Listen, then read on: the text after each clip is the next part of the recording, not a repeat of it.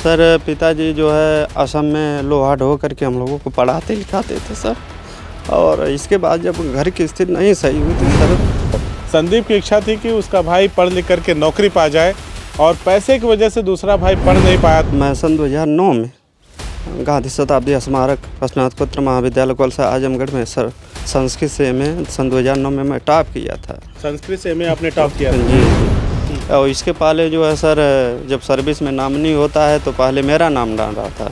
इसके बाद जो है उसमें कोई फॉर्म वगैरह में नॉमिनी में आपका नाम डाला? हाँ नॉमिनी में। नमस्कार, आदाब, बदलेगा भारत देख रहे हैं आप। इस वक्त आजमगढ़ ज़िले के हरौला थाना अंतर्गत बिसईपुर गांव में हूं और मेरे पीछे कुछ लोग खड़े हैं और एक घर दिखाई दे रहा होगा, कच्चा मकान है। ये अभी हाल ही में जो उमेश पाल हत्याकांड हुआ है उसमें शहीद हुए संदीप निषाद का घर है और उनके पिताजी हैं, संदीप के भतीजे हैं, उनके दोनों भाई हैं और बीच में उनके एक भाई ने शहीद संदीप निषाद अमर रहें उनकी एक फ़ोटो है। भारत माता की जय, वंदे मातरम, एक तस्वीर बना के हाथों में पकड़ा है उनके भाई ने। संदीप अपने फ़र्ज को निभाते हुए शहीद हो गए। उसके बाद बहुत सारे लोग आए, शासन प्रशासन के लोग आए, परिवार को मदद भी हुई। ये वही भाई है संदीप का जिसको संदीप इलाहाबाद में रख करके तैयारी करवा रहे थे ताकि ये भाई भी नौकरी वगैरह पा जाए तो इनका जीवन भी ढर्रे पे आ जाए।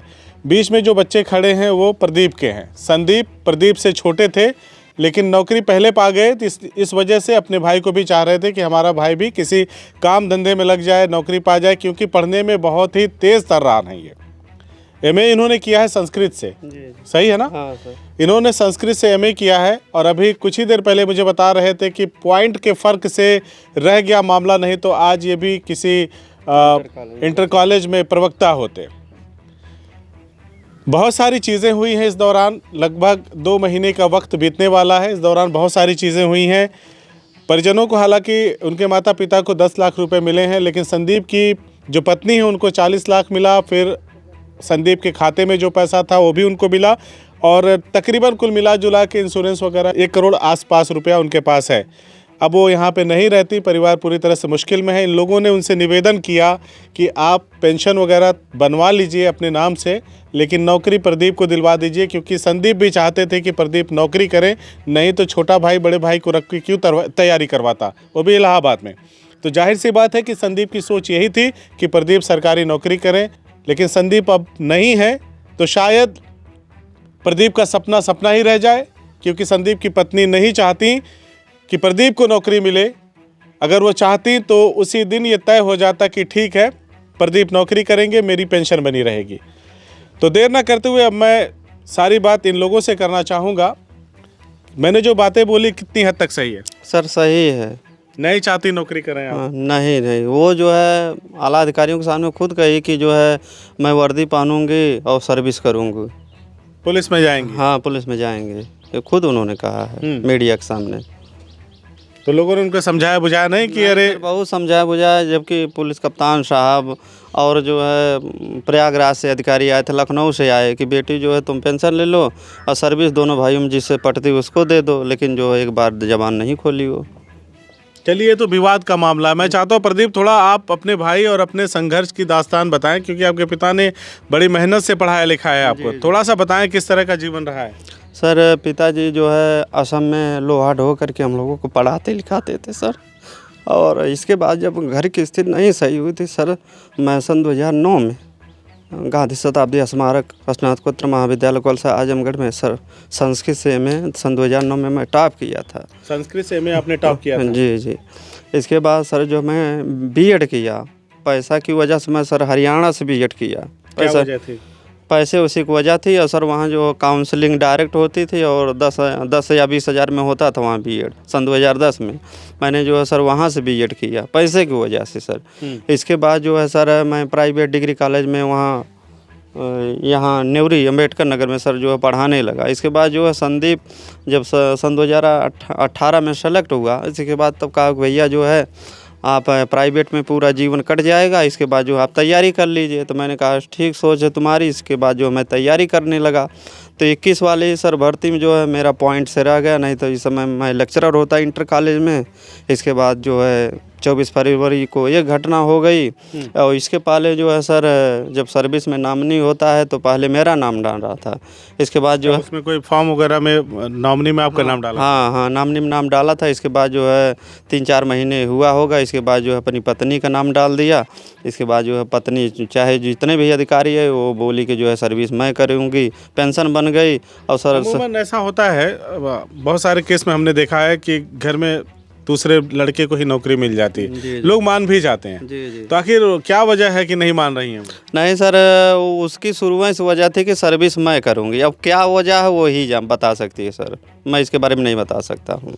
जी, मतलब वो शुरू से ही नहीं चाहते। हाँ, जब ये घटना घटी 24 फरवरी की, जी। तब से ही वो नहीं चाहते कि कि मैंने परिवार का कोई सदस्य सर्विस पा जाए और जो हम उसको पेंशन मिल जाए और परिवार आगे चला जाए। लेकिन जो है ये सब बात उसके दिमाग में बात नहीं थी कि जो है दोनों भाई में से किसी की सर्विस मिल जाए। आपका क्या नाम है? दीपचंद निषाद। दीपचंद निषाद जी।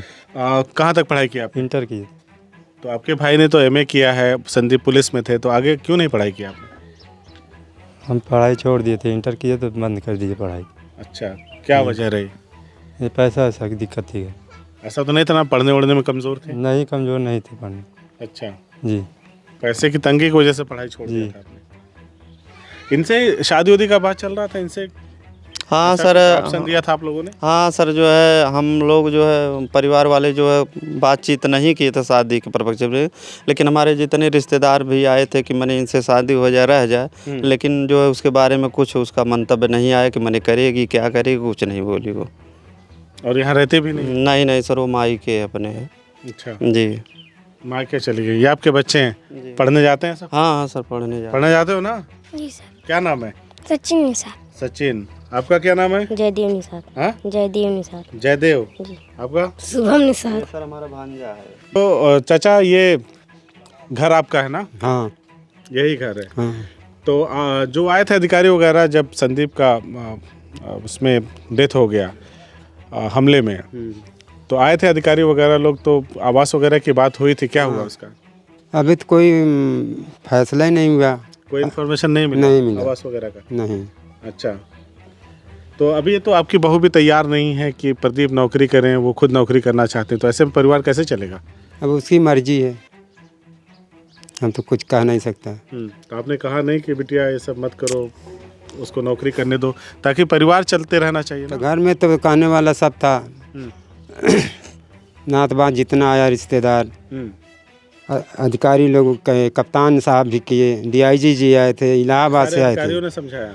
इलाहाबाद के मैंने बिंद बहुत बड़े मतलब विधायक थे, संग्राम यादव विधायक थे, सब उससे बात किया, कुछ बोली नहीं। ये सब बात डालने के बाद वो बेहोश हो जाती थी। अच्छा, जब कोई नौकरी की बात कहता था प्रदीप के तो बेहोश हो जाती थी? बेहोश हो जाती थी। अच्छा, आज आई थी, कुछ नहीं बताया? बताया क्या, वो तो पूछा नहीं आज? कहानी के लिए तो सब बहाना देता है, हम एक करेगा वो करेगा, ऐसा न कहीं चाल चले। क्या भरोसा है किस चीज़ की चाल?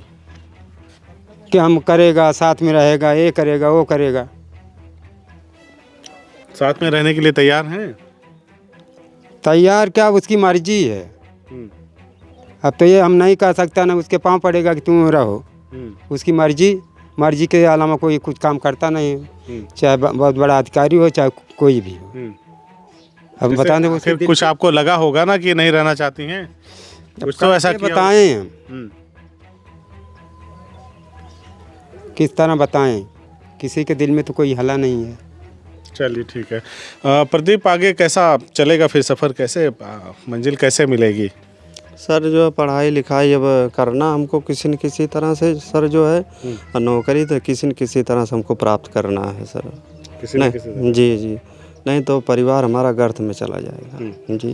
तो आपने अपने भाई की पत्नी को कभी नहीं समझाया कि देखो, मुझसे छोटा मेरा भाई था, वो चाहता था कि मैं नौकरी करूं और इसीलिए मुझे पढ़ा लिखा रहा था, तो समझो बात को, पेंशन तुम ले लो, नौकरी मुझे करने दो, मैं सबको देखूंगा। अरे सर जो है समझाए बुझाए थे, लेकिन जो है वो पहली बात तो हरदम कहते थे कि सर्विस हमको करना सर्विस। मैंने कहा ठीक है सर्विस करो तुम, लेकिन पेंशन जो माता पिता को मिल जाए तो क्या दिक्कत है उसमें।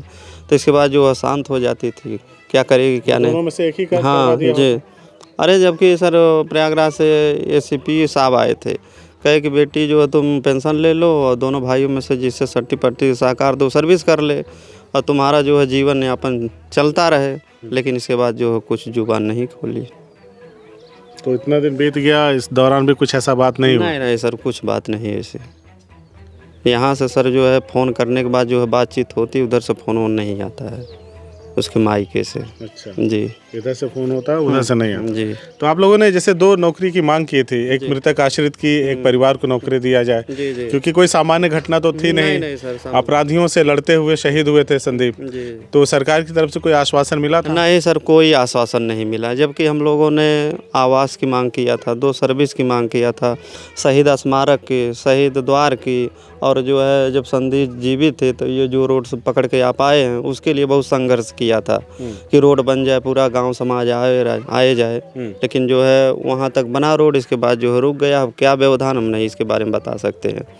तो सरकार से कोई गुहार वगैरह है, क्योंकि एक तो एक तरफा मामला बन गया है, जी जी एक तो संदीप के जाने का गम, दूसरा जो नौकरी वगैरह मिलने की एक उम्मीद वो भी ख़त्म होती सी दिख रही है। जी जी रुपए पैसे भी उनको ज़्यादा मिले उस हिसाब से देखा जाए, माता पिता को तो कुछ भी नहीं मिला, जी जी मोटा मोटा कर देखा जाए। जी जी तो फिर आगे की ज़िंदगी के बारे में क्या सोचा, कैसे चलेगी? सर जो है किसी न किसी तरह से ज़िंदगी तो चलेगी। अब इसके बारे में हम सरकार से कोई गुहार, सर प्रशासन से? प्रशासन सर जो है जब आया था तो हम लोग को वही 2 सर्विस और शहीद स्मारक और शहीद द्वार और 1 करोड़ रुपए की मांग किए थे हम लोग। और जबकि माननीय मुख्यमंत्री को जो मैं एक लेटर फैक्स किया था और मैं इनको डॉक्टर संजय निषाद को भी एक लेटर फैक्स किया था। कोई रिप्लाई? कुछ नहीं आया सर अभी तक। उसको विचार क्या हो रहा क्या नहीं हो रहा। जब माननीय ये डॉक्टर रिमाइंडर कराना तो सर नहीं समझा आपने? सर हम नहीं किए इसके बारे में रिमाइंडर। इसके बाद जब वो आए थे डॉक्टर संजय निषाद, तो यही बात वो जो हम लोग नहीं मांग की, वो जो है खुद कहे कि ये बन जाएगा, ये हो जाएगा, वो हो जाएगा। अखबार में जब दिया था और उस पर कोई विचार नहीं हुआ अभी तक। जो खुद से उन्होंने कहा हाँ वो भी नहीं हुआ। हाँ कि शहीद का दर्जा मैं दिलवा दूंगा, 2 सर्विस दिलवा दूंगा और शहीद स्मारक और शहीद द्वार। और स्मारक की बात हुई तो कहें कि मैं स्टैचू लगवा दूंगा। अभी तक कोई वो भी खाली राजनीति करके चले गए। हाँ सर राजनीति करके चले गए और कुछ नहीं जो अभी तक हम लोगों को दिखाई दे रहा कि होगा कि नहीं होगा। तो देखिए ये संदीप हैं, एक बार फिर से इनकी तस्वीर दिखाई जाए। संदीप हैं, संदीप के बारे में कहा जाता है कि बहुत हंसमुख थे, सबसे मिलजुल करके रहते थे, बहुत ही तेज़ तर्रार। आज संदीप को हम सिर्फ तस्वीरों में देख सकते हैं और उस विजुअल में देख सकते हैं जिसमें वो बहादुरी के साथ बदमाशों का सामना करते हैं। संदीप का ये पुराना घर है और सरकार की तरफ से बड़ी घोषणाएं हुई, जिला प्रशासन की तरफ से आवास वगैरह, लेकिन अभी तक उसका कुछ भी पता नहीं है।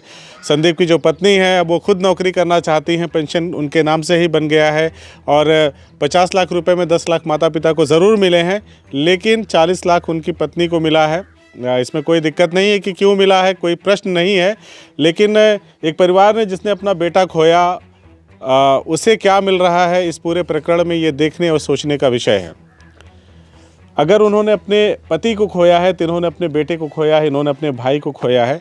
और संदीप की जो एक इच्छा थी, यहाँ तो मरने वाले की भी आखिरी इच्छा पूछ ली जाती, हमारा देश इतना महान है कि तुम्हारी कोई आखिरी इच्छा हो तो बताओ। संदीप की इच्छा थी कि उसका भाई पढ़ लिख करके नौकरी पा जाए और पैसे की वजह से दूसरा भाई पढ़ नहीं पाया था। 2018 में संदीप को नौकरी मिलती है। संदीप तुरंत अपने भाई को बुलाते हैं इलाहाबाद तैयारी कराने के लिए और ये कोशिश भी करते हैं। मात्र कुछ % का मामला था, पॉइंट का फ़र्क था, जिसकी वजह से नहीं तो आज ये इंटर कॉलेज में प्रवक्ता होते। और इन्होंने MA से संस्कृत से MA टॉप किया है, तो सोचिए कि पढ़ाई लिखाई का स्तर क्या होगा, बताने की ज़रूरत नहीं है। आज ये परिवार परेशान है, लेकिन इनकी सुध लेने वाला कोई नहीं है, क्योंकि वक्त जैसे जैसे बीतते जा रहा है, लोग इनको एक तरह से कह लीजिए कि भूलते जा रहे हैं। ये बातें हमें भी ना पता चलती, लेकिन हम अतीक प्रकरण जो हुआ है, जो अतीक और उसके भाई की हत्या हुई है और असद का जो इनकाउंटर हुआ है, हम तो पीड़ित पिता से ये समझने आए थे कि इस पूरे प्रकरण के बाद क्या उनका दर्द कम हुआ बेटे को खोने का, क्योंकि उनके बेटे को भले कोई नहीं लौटा सकता, लेकिन जिन्होंने उनके बेटे के साथ इस तरह से हरकत की, हत्या की उनकी, एक तरह से कह लीजिए, उसको अगर सज़ा मिली है तो इनको कैसा लग रहा है ये जानने आए थे। तो यहाँ का मंजर ही दूसरा निकल के आया। आप क्या सोचते हैं? ज़्यादा से ज़्यादा इस वीडियो को शेयर करिए ताकि ज़िम्मेदारों तक के पहुँचे। और एक भाई को अगर सरकार कहीं से, क्योंकि 2 नौकरी की इनकी मांग थी, मंत्री जी भी आए थे, संजय निषाद जो कैबिनेट मंत्री हैं योगी सरकार में, उन्होंने भी आश्वासन दिया, लेकिन उनका आश्वासन भी सिर्फ कोरा आश्वासन ही साबित हुआ। उन्होंने जो बातें कही वो ऐसे लग रहा है कि अब राजनीति करने ही आए थे और राजनीति करके चले गए। तमाम उनके बयान अखबारों में छपे थे कि ये मिलेगा, ऐसा होगा, वैसा होगा, लेकिन हुआ कुछ नहीं। ज़्यादा से ज़्यादा दोस्तों के साथ शेयर करें ताकि ज़िम्मेदारों के पास ये वीडियो पहुँचे और इनका कुछ भला हो सके। जय हिंद।